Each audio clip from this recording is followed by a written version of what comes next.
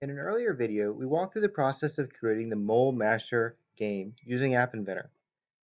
We're going to use that as a starting point, and in this video, we're going to build on top of it by making some changes to the way the mole moves. In the first iteration of this application, every 500 milliseconds, or whatever interval you put in the movement clock, the mole would jump around on the screen. What if instead of jumping around, he ran?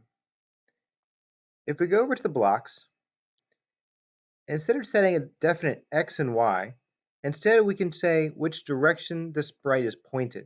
It's one of the nice things that we get for free when using sprites. We don't necessarily have to understand all the equations and trigonometry on how to manage angles and direction. Instead, we can use the block point in direction, which will actually rotate our mole image to point in a specific direction, and we can make that direction towards some random point on the screen.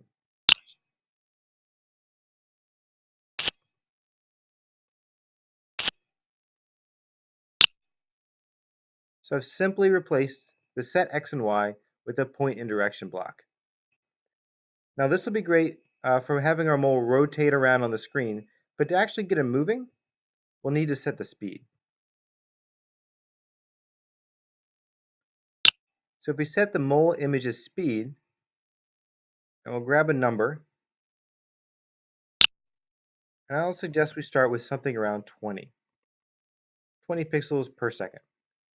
So the mole is going to take off in a random direction, and based off the interval of our clock, he's going to switch directions and start heading somewhere else. Now there's the chance here that he's actually going to run right off the edge of the screen, and our game won't be much fun if the mole runs away. So on the mole object, on the sprite, there's also move into bounds.